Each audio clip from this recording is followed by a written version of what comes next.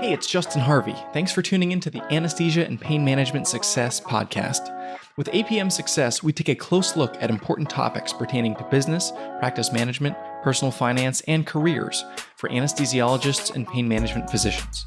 We work hard to take your critical questions straight to the experts. Thanks for listening. For this week's episode, I'm sharing a presentation which I recently gave to a pain fellowship, explaining the financial landscape, describing different advisory compensation mechanisms, and trying to equip physicians to pick the right financial advisor for them, as well as understand, based on their own personality, what type of model of financial advice is a good fit. There's a lot of great advisors out there, and unfortunately, I think a lot of financial advisors, the industry in general, gets a bad rap, but there is something really valuable in good, wise financial counsel. And I think many doctors would benefit from it. So if you are a physician who thinks that you could be interested in hiring a financial advisor, today's content will help describe how to find someone who's the right fit. Okay, I'll go ahead and get started. Let me share my screen here. Thanks to Dr. Lake for having me back. What I want to do this morning is equip you to find good help as physicians. And it's likely that most of you are going to make significant amounts of money throughout the course of your career. And it may be that some, or perhaps all of you, should, based on your circumstances and your personality and your aptitude, or at least some of you will benefit from working with an expert at different times and in different ways. And I want to describe to you this morning the different options that exist and help to make sure that you land in good hands. I am a financial advisor with this company, APM Wealth, as in a fee-only capacity. That means no commissions. We're going to talk about that model today. I also have this podcast. This is me and my wife, Sarah. She's an anesthesiologist out here in Portland. That's Calvin, our little guy, about to turn 2. So I recently saw this headline that I wanted to share in Becker's Spine. And by the way, I love the Becker's newsletter. I get this to my inbox in several different versions every day. And I was curious. I clicked on it because I wanted to see what physicians were saying about financial advice. And there was this guy, Dr. Alex Vaccaro, who's actually in Philadelphia, the president of the Rothman Institute. I was in Philly for a long, long time, and I am aware of Dr. Vaccaro just from being in the same region. He said this in this interview. They said, what's the worst decision you could make was the prompt. And he said, the worst decision I've made is listening to financial advisors. When he entered practice, he believed that they had his best interest at heart, and he was influenced by them to the negative, essentially. So I found it surprising, or at least interesting, that he would describe the biggest mistake he's made in his career as listening to a financial advisor. That prompted me to wonder, holy cow, what the heck did this advisor tell him to do? That it's the biggest mistake he ever made. And it made me a little sad knowing that he was, it sounds like, taken advantage of. It also made me a little sad knowing that he's encouraging whole generations of physicians after him that talking to a professional financial person is a bad idea. So we want to talk this morning about the different types of advisors out there. You may recognize these guys. The guy on the left is Gordon Gekko from the movie Wall Street. And on the right, obviously, Leonardo DiCaprio. So financial advisors have this reputation, according to Dr. Vaccaro and according to Hollywood. And I'm curious, I'll just open up the mic for a second and see, has anybody worked with an advisor before? And what are the things that come to mind when you think about financial advisor? Okay, excellent. Good feedback, generically helpful. Anybody else want to add anything?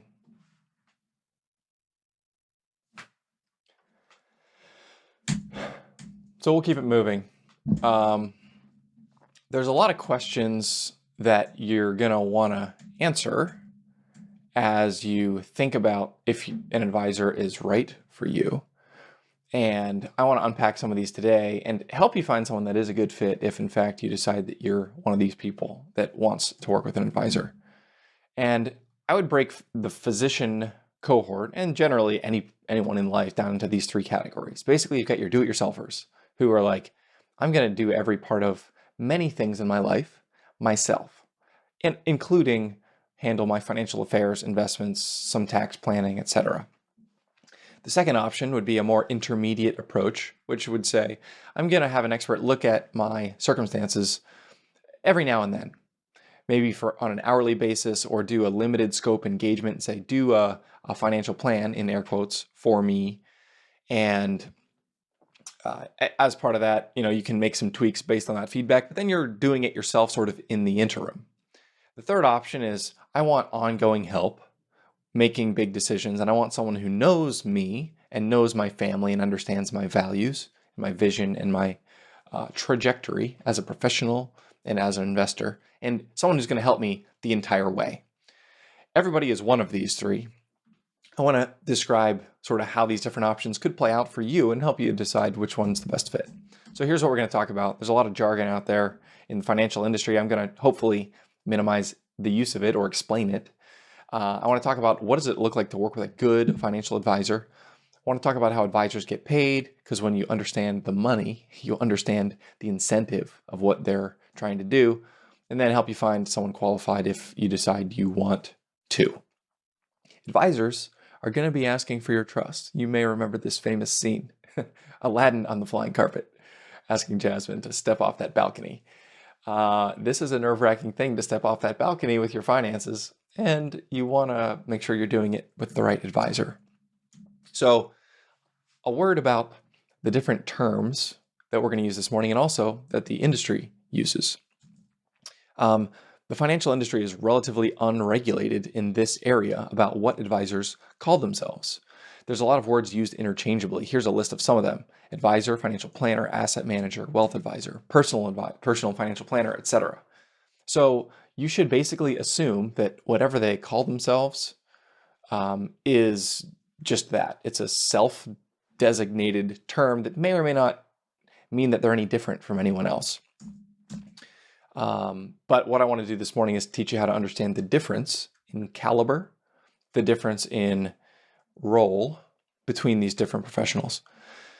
First, let's talk about Follow the Money. So one of my favorite movies, All the President's Men, the story of Watergate, President Nixon, and the scandal from the Republican National Convention breaking into the Democratic National Headquarters.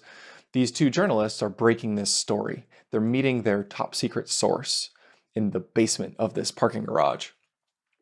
The source, they go to him for guidance, and the source says, follow the money.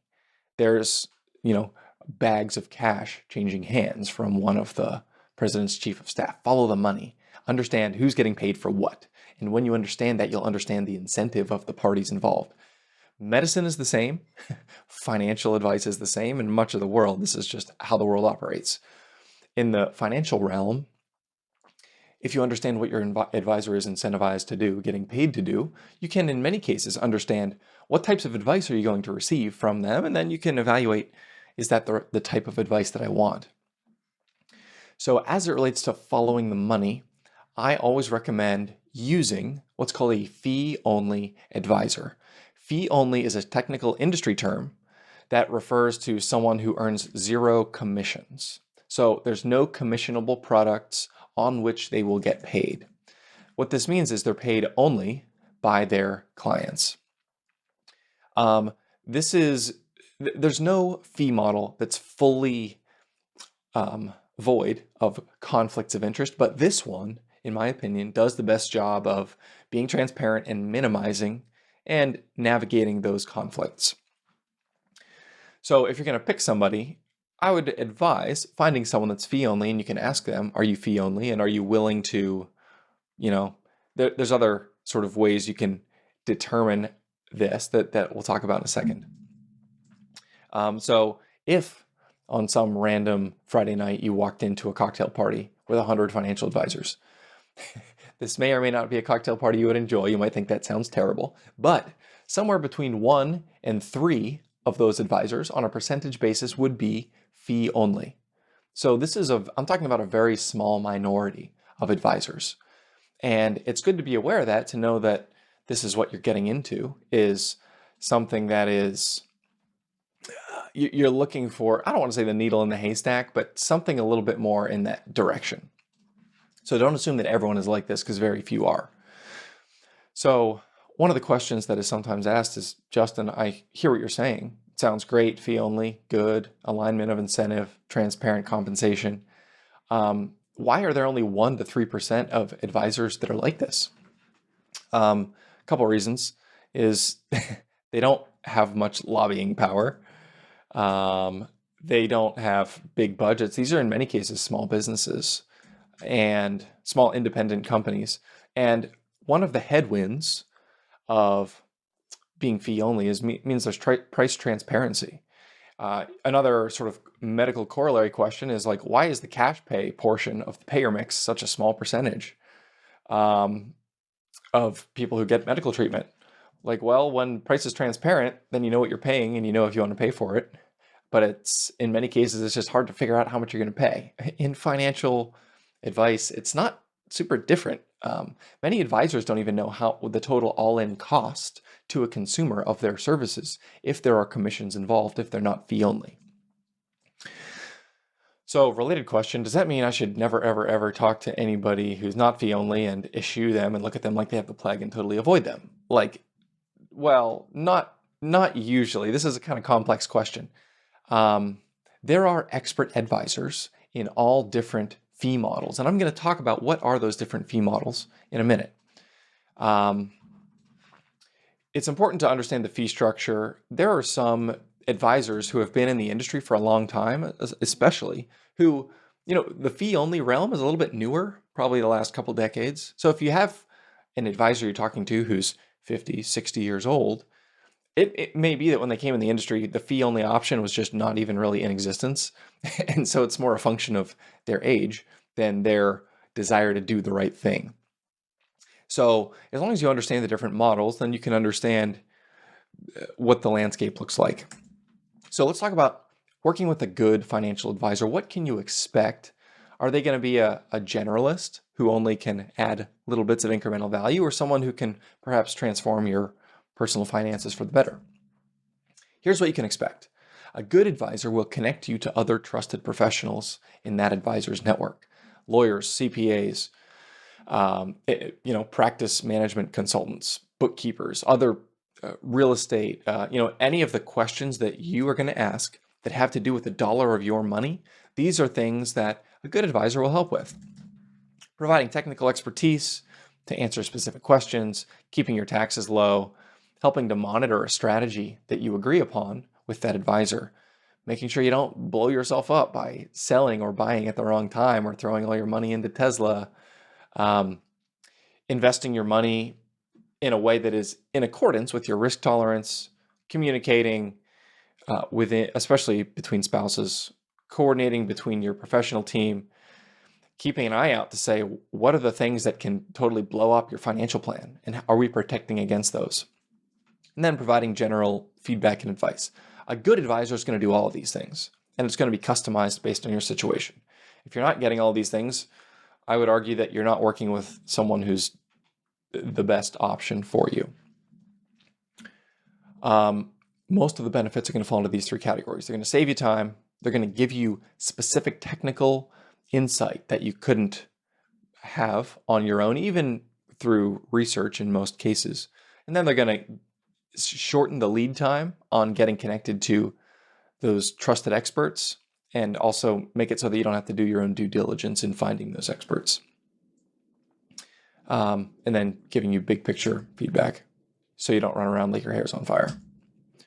So at baseline, for the do-it-yourselfer, here is what your life looks like in coordinating between different professional service providers. A good advisor is going to do this. They are going to wrangle all those cats for you.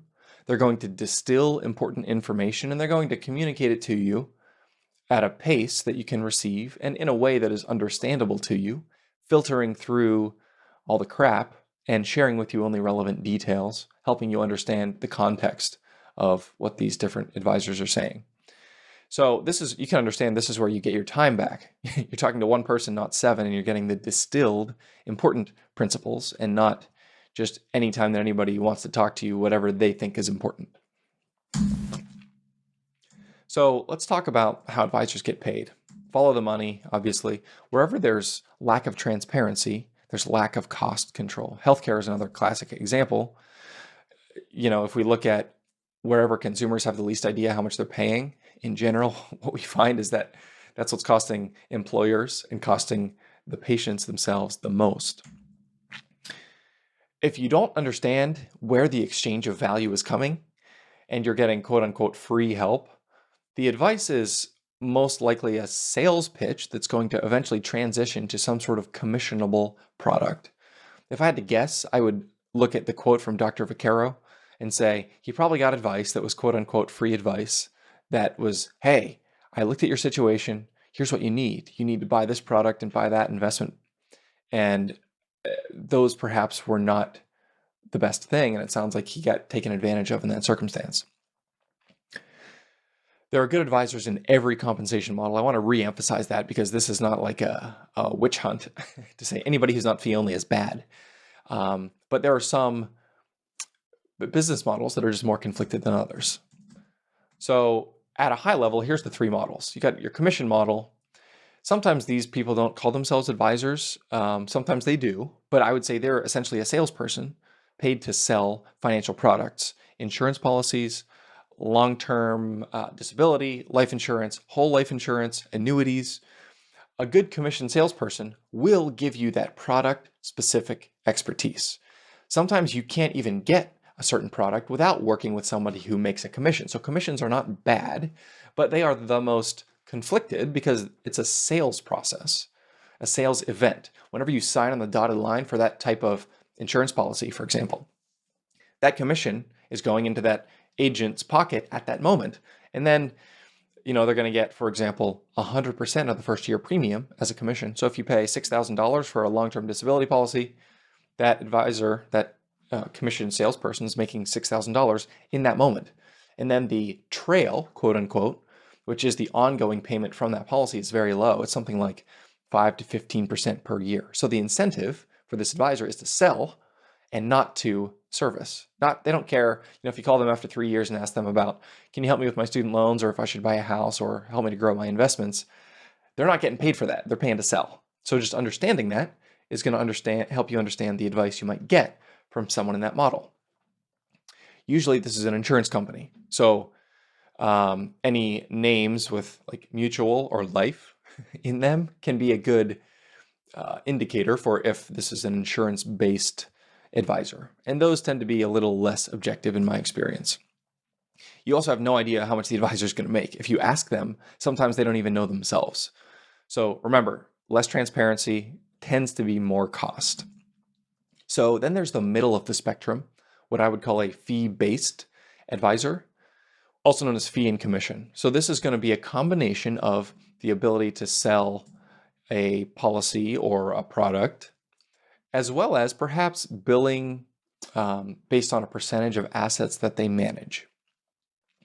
There's probably some fee transparency on the non-commission business, meaning if this type of advisor manages $1 million at 1%, that's $10,000 a year of fee business. And then if they also sell a couple insurance policies, they're also getting compensation on those policies. So the fee business, we can understand the cost. The policies, less so. And if there's specific investments that have front-end loads or that are have sales commissions associated with those, that's usually, those fees are buried in a really thick disclosure document that many investors don't bother to read because of how thick it is, unfortunately.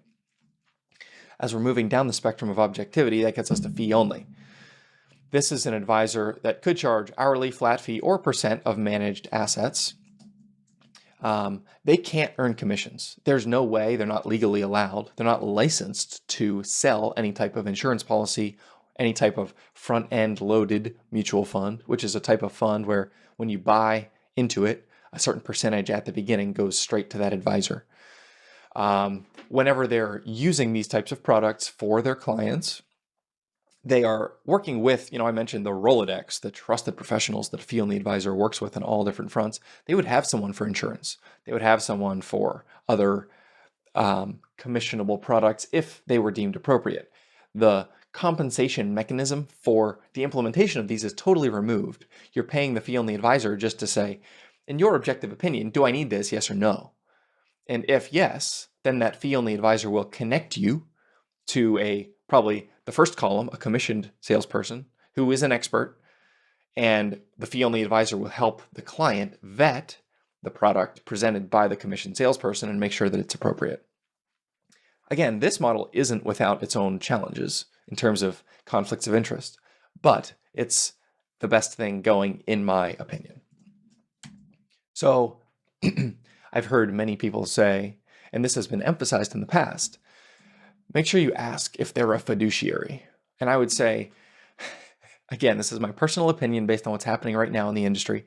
Unfortunately, we're terrible at self-regulation. And the financial regulatory bodies out there, they just don't enforce this well. And what I have found is that if we go back to this model, this description of the models, every single advisor in every single one of these silos will refer to themselves as a fiduciary advisor. And it gets down to the weeds as to whether or not that's ever true.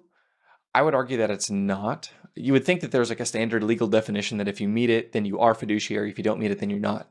What I generally encourage people, but here's the fact of the matter. I've heard people who I know operate in this column who have called themselves fiduciary on calls with clients of mine or in emails to clients of mine, and it really muddies the water. So there was a time when this was the right question. I say that time is past. Really what you want to ask is, are you fee only? Are you someone who can legally accept commissions? Are you going to get paid by anyone except me? And if you are, then what that would tell me is there's another party, another entity for whom you're advocating. So fee only is the new fiduciary, is what I like to say. So instead of asking, are you fiduciary? Because everyone will say yes, just ask if you're fee only. So here's where we're going. Number 4, how do you find a qualified advisor? If you decide this is something that's a good fit for you, how do you find that needle in the proverbial haystack? Here's some of the things you want to consider: the expertise of the advisor, the cost of the engagement, the type of services that the advisor is going to provide for you, and the fit, which is a little bit more of an intangible but very real and necessary component of selecting a financial advisor. Let's talk about expertise for a minute. You want to know that you're working with somebody who knows what the heck they're doing. In medicine, this is easy because we have the MD-DO designations, we have board certifications for different specialties. It's much more regulated. Now you could argue that perhaps people make it through residency and maybe even fellowship, and their clinical acumen is perhaps not what it should be, but there's a certain minimum threshold of training and of expertise and knowledge. You got to pass your boards, etc. In the financial realm, unfortunately, it's much more much more lumpy in terms of the advisory expertise, and it's not nearly as homogenous. I'm going to teach you how to figure out who knows what. So I'm curious, does anybody have a guess as to the minimum amount of training to be a financial advisor? Just go ahead and shout it out. 6 years. That is a very charitable guess, and unfortunately, it's not 3, it's not 1, and it's literally not even 3 months. There is no regulatory minimum standard for someone to do this. They can decide tomorrow that they want to be a financial advisor. They can print up business cards that says, my name is John Smith, financial advisor, and there's no one to tell them that they can't say that. I was kind of shocked when I was researching this to find that out, but that's what you're up against. There's actually a great John Oliver episode. I don't know if anyone knows John Oliver. Last Week Tonight is his show where he does these sort of exposés on different topics. He has an interesting one about financial advisors. If you watch that, you can get to the end and print up a little certificate at the end of his show that says, like, I'm a financial advisor from the John Oliver School of Financial Advising. It's the bar is that low. So that'll tell you a lot of the people out there knocking on your door, it might be their first month even thinking about, they just transitioned from being a car mechanic to being a financial advisor. Nothing against car mechanics, but they just don't have any financial background in most cases. So FINRA, the Financial Industry Regulatory Authority, is a consumer advocacy group that you would think would help consumers figure out who knows what's going on and who doesn't. Unfortunately, there's 209 designations that are all listed on the FINRA website that are all quote unquote recognized. And many of them have very, very little. Some of them have basically zero required education. So you can see all these things. And there's things like certified financial fiduciary on this list. I would see that. And if I was an uninitiated consumer, I would think, wow, that person, they're definitely a fiduciary, and B, they definitely know what they're doing and have my best interest at heart. Unfortunately, this person is almost definitely not a fiduciary, and they probably have zero or very minimal training required to call themselves that. So there's only a couple of these designations that really matter, and I want to point them out to you. They're on this list of 209, but you can forget the other 205 once you know these. CFP, Certified Financial Planner. This is the gold standard of financial planning. It's basically the best that we have in financial advice. There's a minimum service requirement, there's an education minimum, and there's ongoing education. 30 hours of continuing ed per year that are required to maintain the CFP. It's not, it doesn't mean they're going to be amazing, but it means that they at least are trying hard. CHFC, Chartered Financial Consultant, similar to the CFP in its scope and rigor. CFA, Chartered Financial Analyst, is an investment-focused designation. So people who are running ETFs and mutual funds, for example, they are in many cases CFAs. And then the CPA/PFS, which is personal financial certified public accountant, which is a tax preparer and tax expert with the personal financial specialist endorsement. This is an accountant that also has good personal financial savvy and could be trusted as a qualified advisor. So if you're going to work with someone, I recommend they should have at least one of these, if not more than one. And then you can forget about all those other designations that we saw on the last page. Here's some of the questions that you could ask if you want to understand expertise. Have you worked with clients like me? And how many and for how long? If you have a specific issue, I want to buy into a practice. I want to pay off $500,000 in student loans. I want to ... whatever your thing is. How many people have you worked with in the past that have navigated that? Or what other experts does this advisor know that they can bring to the table to help you solve that problem? And then, is an advisor familiar with your career trajectory as a physician, especially if you're going to be a business owning, practice owning physician, your debt to income profile, tax bracket, etc. Many advisors that work with the parents of people on this call are not attuned to the needs of physicians with growing careers and incomes, and also the student debt burden. I mean, here's the unfortunate reality. Every advisor is going to say they specialize in doctors because doctors make money. And if you're going to be an advisor, you need to work with people that make money. But the sad fact of the matter is, very few advisors are really experts in the specific career questions faced by physicians.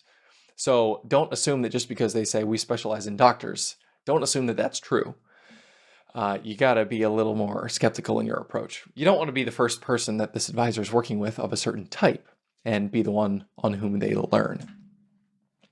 So let's talk about cost. How much should you expect to pay? There's a lot of different mechanisms that an advisor can get paid.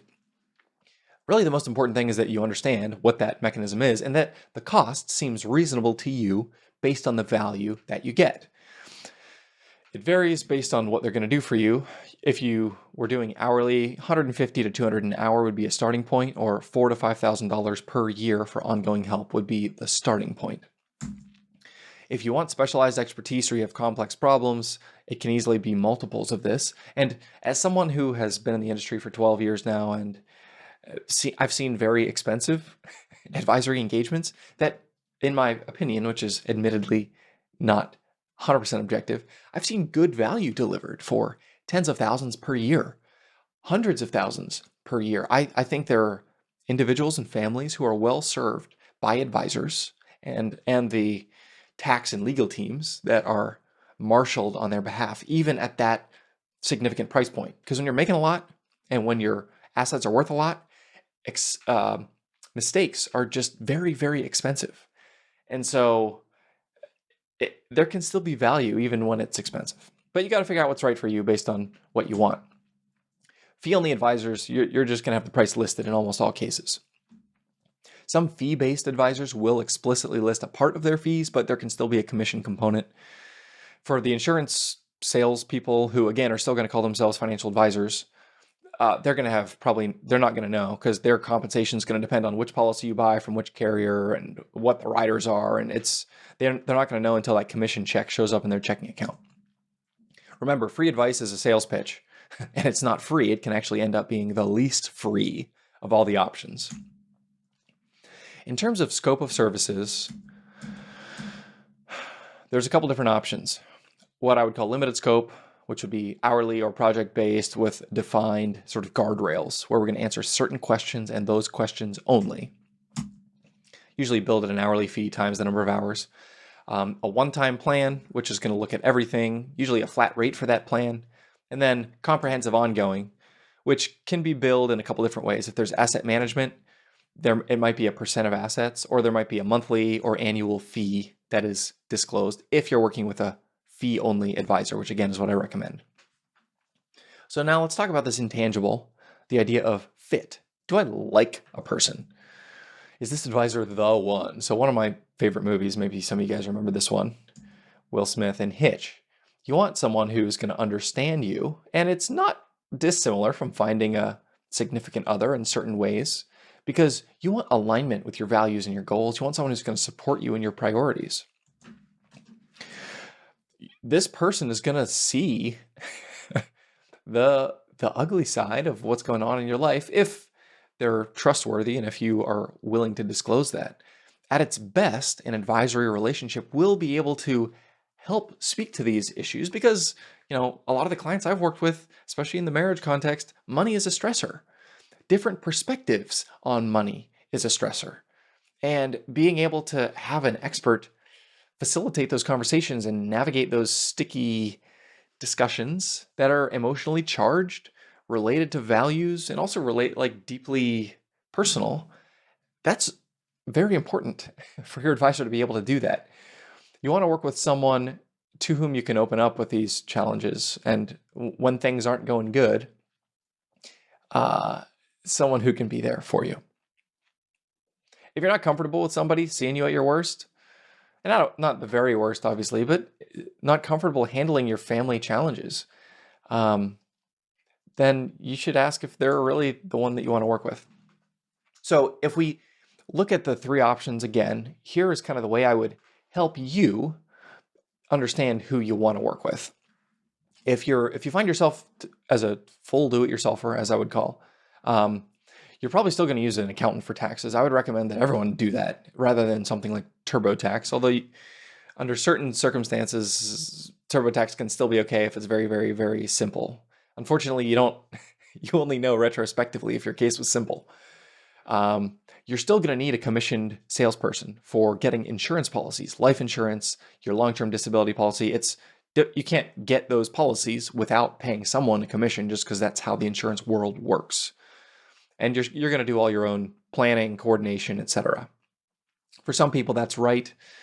The intermediate option, using an advisor for one-time help, the way that would look would be using a CPA and insurance professionals on an as-needed basis. Periodically, you're going to have what I would call a sanity check. So maybe you work with an advisor to do one of those limited scope reviews. I have a specific question. I want to talk to an expert. Or it's been 5 years or 3 years, and I want to do what I would call the executive physical version of the personal financial checkup, where they're going to look at everything and just tell me what they think and then give me the playbook, and then I'm going to take it and implement it. You can save on cost here if you go this route versus the full-blown working with someone ongoing, but you're obviously taking more of that work on yourself. Then there's the option number 3, which I'll be honest, I think is a majority of physicians would fall into the third category. just because you have you have limited time and you have assets and income to support professional help, not just in finances, but in every area of your life. Just the way you would outsource cleaning your house or mowing your lawn, I would consider this as another thing that could be outsourced. Your advisor is going to serve as a liaison, make your life better by giving you back time, distilling information. This is going to cost you the most in general. It might cost you less than a mistake potentially, and that's where some of the benefit comes in. But obviously, that's something you only know retrospectively, and frankly is difficult to know in full anyway. So here's a couple good resources if you said, Justin, I want to find this mythical unicorn of a fee-only advisor. Where should I go? One place you can start would be napfa.org. This is the National Association of Personal Financial Advisors. Every advisor listed on this website is fee-only.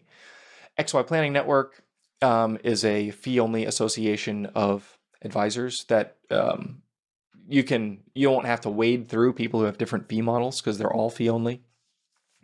You're going to have a little more challenge with the expertise question on the XY website just because it's some younger advisors and some of them are newer to the industry.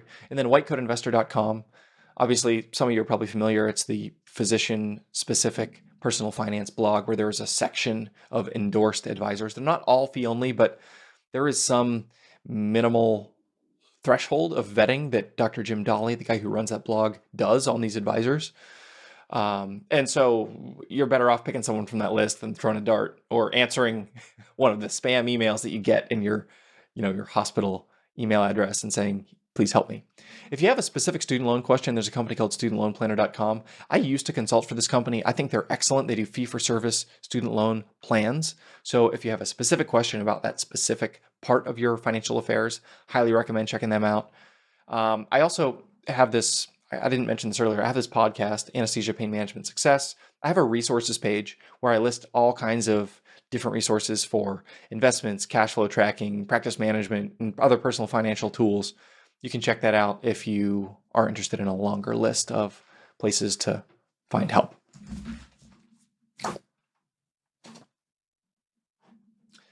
I will now open the floor for questions.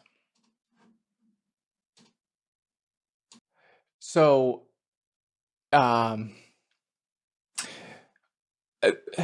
trying to think about how to frame this. A good advisor is going to add a lot of value with financial planning questions. So I think outsourcing a portion of your investments to an advisor and allowing them to invest in their strategy is fine. I would say the most important part of the question for a physician is having a cohesive plan, understanding how much money they're making, how much is going to taxes, how much they're saving, if they have other goals, priorities, values that they want to reflect in their personal finances, and then all of the unique circumstances about home ownership, saving for education, buying into a practice, understanding the different nuances of the way they get paid from their employer. A good advisor should interact with all of that. So it is possible to work with an advisor and have them do just the investment sleeve of your personal finances. But frankly, the investments are the easy part. So if you're paying an advisor to do just that, you're probably better served, in my opinion, outsourcing the investments to a low-cost solution like a Vanguard or Betterment. Betterment is a robo-advisor where you can have an automatically rebalanced, 23 different ETFs that's globally diversified.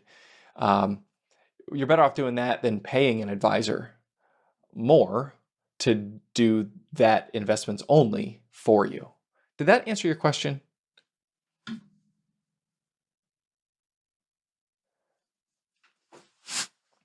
I'm not sure I perfectly understood it. So feel free to correct me or ask a follow-up. Sure. So we'll say there's like half a dozen major areas of personal financial planning that you're going to need help with. Investments is one of them. Retirement planning, taxes, insurance planning, estate planning, and other more qualitative and squishy considerations, but still significant ones. For the investment piece specifically, which means when I make money, that money is going to get invested in something with the hope that it's going to grow into the future. What is that something that I'm going to put my money into? And is that something appropriate based on my level of risk and how nervous I get about stock market sell-offs and how long my time horizon is and what my partner or spouse, how my partner or spouse interacts with those same questions. So for that one question, that one section of personal financial planning that is only investments, to the exclusion of all the others, there are solutions where you can get that, just that, at a pretty low cost, like 20 basis points, 25 basis points, that's 0.2%. So if you opened a Betterment account, put $100,000 of Betterment, you can invest it there. You're going to pick your risk 1 to 10 with a moving slider. 10 is super risky, 1 is super conservative.